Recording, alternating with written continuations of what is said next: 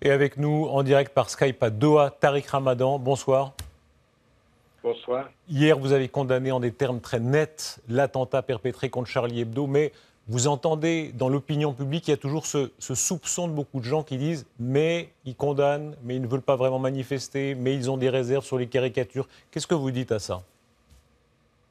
Non, je pense qu'aujourd'hui, il faut entendre la voix des musulmans à travers le monde. Elle est extrêmement claire, elle est une condamnation. Maintenant, on ne peut pas non plus faire comme si tout à coup, au-delà de la condamnation, il n'y avait pas des frustrations, il n'y avait pas parfois le sentiment qu'il y a des condamnations à géométrie variable selon les victimes. Et ceci, on ne peut pas simplement dire vous avez des doutes. Non, il y a quelque chose qui est factuellement vrai aujourd'hui, une normalisation du discours islamophobe, une normalisation de la stigmatisation des musulmans à travers l'Europe.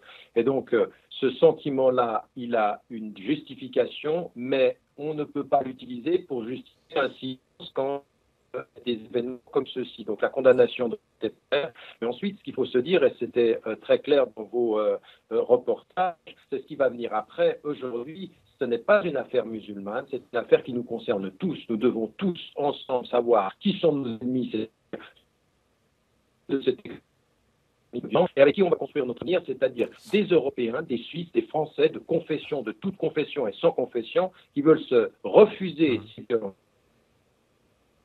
veulent être extraits sur le type de partage. Tariq Ramadan, jusqu'où peut aller la solidarité? Évidemment, vous ne cautionniez pas tout ce que faisait Charlie Hebdo, mais on voit partout dans le monde ces gens qui disent « je suis Charlie » dans les circonstances présentes. Est-ce que vous dites « je suis Charlie » ? Non, je ne dis pas je suis Charlie, je dis je suis pour la liberté d'expression, ils avaient le droit d'aller jusqu'au bout, mais je me suis exprimé par rapport à Charles quand j'ai débattu avec lui en disant combien je trouvais que cette stigmatisation à géométrie variable n'était pas bonne.